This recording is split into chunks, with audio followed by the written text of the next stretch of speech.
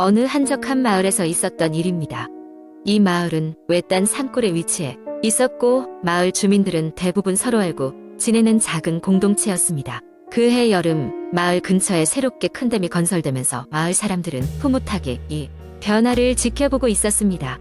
다만 이 프로젝트로 인해 여러 가지 이상한 일들이 일어나기 시작했고 그중 한 젊은 엔지니어가 경험한 이야기가 가장 끔찍하게 회자됩니다.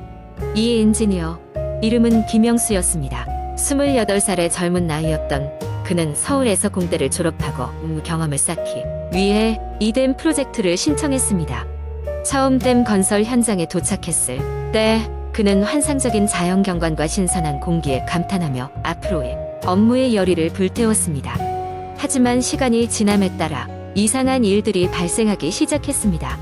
처음 시작은 아주 사소한 것이었습니다. 어느 날 밤 김영수는 숙소로 돌아가는 길에 누군가가 자신을 쳐다보고 있다는 느낌을 받았습니다. 하지만 돌아보면 아무도 없었습니다. 처음에는 피로 때문이라고 생각했지만 그 느낌은 점점 빈번해졌습니다. 하루 이틀 지나면서 그는 누군가 자신의 뒤를 쫓아다니는 기분이 들기 시작했습니다. 어느 날 밤 김영수는 늦게까지 일하고 숙소로 돌아가고 있었습니다. 그날따라 달빛은 이상하게도 밝았습니다. 숲속길을 따라 혼자 걷고 있던 그는 이날도 어김없이 누군가 자신을 따라오고 있다는 기분을 느꼈습니다. 갑자기 발 밑에서 이상한 소리가 들려왔습니다. 고개를 내려다보자 발 밑에는 오래된 목각 인형이 놓여 있었습니다. 그 인형은 마치 누군가를 쳐다보고 있는 듯한 눈매를 하고 있었습니다. 김영수는 기분이 나빠 빠르게 숙소로 돌아갔습니다. 다음 날 현장에서는 더욱 끔찍한 소식을 전해 들었습니다. 같은 현장에서 일하던 한 엔지니어가 실종된 것입니다. 사람들이 여러 가지 헛소문을 퍼뜨리기 시작했지만 김영수는 어제 목각 인형이 떠올라 마르게 시린 기분을 느꼈습니다. 그는 현장에서 일하는 동안에도 계속해서 그 이상한 시선의 느낌을 떨칠 수 없었습니다. 며칠이 지나 어느 비오는 밤 김영수는 다시 한번 목각 인형을 발견했습니다. 이번에는 숙소 앞에 놓여 있었습니다. 인형은 전과 다르게 작은 메모를 들고 있었고 메모에는 넌 다음이야라는 글이 적혀 있었습니다. 김영수는 무서워서 이 사실을 동료들에게 말했지만 모두들 대수롭지 않게 여겼습니다. 혼자만의 공포에 시달리던 김영수는 점점 예민해지기 시작했습니다. 결국 김영수는 댐 근처의 산속에 들어가 이상한 일들이 벌어지는 이유를 조사하기로 결심했습니다. 밤늦게 혼자 손전등 하나만 들고 산을 오르기 시작한 그는 숲속 깊숙한 곳에서 오래된 폐가를 발견했습니다. 폐가 안으로 들어가자 그는 눈앞에 믿기 어려운 광경을 목격했습니다. 집안에는 수십 개의 목각 인형들이 다양한 장소에 놓여 있었고 그중 몇몇은 된 현장에서 사라진 사람들과 닮아 있었습니다. 그 순간 김영수는 뒤에서 무언가가 다가오는 소리를 들었습니다. 뒤돌아보니 검은 그림자가 그의 뒤에서 서성이고 있었습니다. 공포에 질린 김영수는 급하게 폐가를 벗어나 달리기 시작했습니다. 그에게는 생생한 인형들과 그림자의 모습이 머리에 떠오르면서 도망치는 동안에도 그 소리가 그의 귓가에 들리는 것 같았습니다. 김영수는 가까스로 숙소에 도착했지만 그 후로도 불안감과 공포는 그의 마음을 떠나지 않았습니다. 결국 그는 프로젝트를 포기하고 서울로 돌아왔습니다. 이후로 어느 누구도 그 마을에서 무슨 일이 있었는지 실종된 사람들이 어떻게 되었는지 모르게 되었습니다. 단지 김영수의 생생한 공포와 함께 그 이야기는 마을 사람들 사이에서 전설처럼 전해지고 있습니다. 이 이야기는 시간이 지나도 마을 사람들의 입소문으로 전해지고 종종 새로운 일꾼들이 들어올 때마다 경고로 전해집니다. 여러분도 그 마을에 가게 된다면 목각인형과 그 옆에 메모를 조심하십시오. 넌 다음이야라는 경고는 결코 빈말이 아니니까요. 두 번째 이야기. 오래전 어느 여름 강원도 깊은 산골짜기에 위치한 작은 마을에 뚜렷한 음악과 유령 같은 전설이 떠돌고 있었다. 도시적인 삶에 지친 대학생인 민재와 그의 친구들은 더위를 피하기 위해 그 마을로 여행을 떠나기로 했다.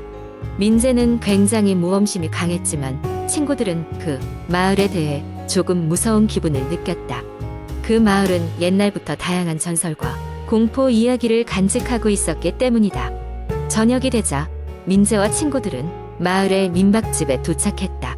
민박집은 꽤 오래된 건물로 외관도 낡았고 내부 조명도 어둑어둑했다.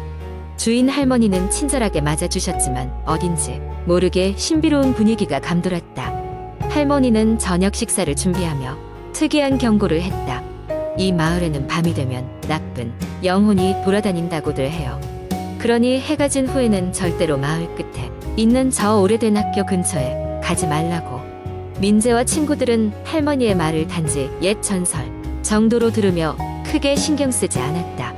저녁 식사를 마친 후 친구들은 삼삼오오 모여 앉아 시원한 바람을 쐬며 담소를 나누었다. 그러다가 민재가 무언가 흥미로운 제안을 했다. 야, 밤에 그 학교 한번 가보자.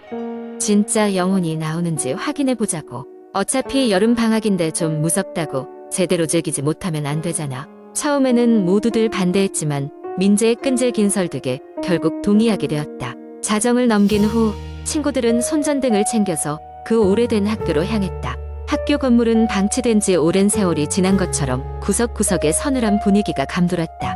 창문은 깨지고 문짝은 삐걱거렸으며 이끼 가건물 벽을 덮고 있었다. 친구들이 손전등 불빛에 의지해 학교를 탐험하는 중 갑자기 이상한 소리가 들렸다. 학생 목소리처럼 들리는 웃음소리와 발자국 소리였다. 모두들 긴장한 채 소리가 난 방향을 향해 가고 있다가 뜨거운 바람이 그들 주위에 휘몰아쳤다. 갑자기 손전등이 깜빡깜빡거리더니 한 친구가 비명을 질렀다. 벽에 사람 손처럼 보이는 깨끗한 자국의 손전등 불빛에 비추었다. 자국은 학교 건물 곳곳에 편재해 있었고 어디서 나타난 것인지 알 수 없었다. 자국을 쫓아가던 중 누군가가 갑자기 뒤에서 그들의 손을 급하게 잡아당겼다. 그건 마을의 할머니였다. 할머니는 친구들을 보며 화낸 표정으로 낮은 목소리로 말했다. 내 경고를 무시해서 이런 일을 당한 거다. 이 학교는 오랫동안 영혼들에게 잡혀 있었어. 빨리 도망쳐야 해. 지금도 늦을지 몰라. 친구들은 놀란 마음으로 할머니를 따라 급히 학교를 빠져나왔다. 마을로 돌아온 후 할머니는 학교의 전설을 들려주었다. 오래전에 그 학교에서는 엄청난 불행이 일어나 학교에 다니던 아이들이 모두 사망했는데 그 후로 그 영혼들이 학교에 갇혀 있다는 이야기였다. 마을 사람들은 그 영혼들을 달래기 위해 다양한 의식을 치르고 있었지만 종종 외지인들이 그런 위험을 무시하고 학교에 들어가면 상황이 위험해지곤 했다는 것이다. 그날 이후로 민재와 친구들은 다시는 그 마을을 찾지 않았다. 그들은 분명히 뭔가 초자연적인 경험을 했으며 그 경험은 그들의 삶에 뚜렷한 경고로 남았다. 그날 밤의 경험을 기억하며 그들은 다시는 무시무시한 전설을 쉽게 넘겨짚지 않게 되었다. 그렇게 피 속에 박힌 공포는 시간이 지나도 여전히 마음 깊숙이 남아 그들을 조용히 지켜보고 있었다. 세 번째 이야기. 저는 서울 근교의 한 병원에서 산부인과 전문의로 일했던 김성진입니다. 지금은 퇴직하여 조용한 시골 마을에서 지내고 있습니다만 때때로 떠오르는 그날의 기억은 아직도 제 등을 서늘하게 만듭니다. 이 이야기를 통해 누군가 저처럼 두려운 경험을 하지 않기를 바라는 마음으로 그날의 사건을 글로 남깁니다. 2016년 여름의 일입니다. 당시는 한창 더위가 기승을 부리던 시기였고 병원은 평소처럼 분주했습니다.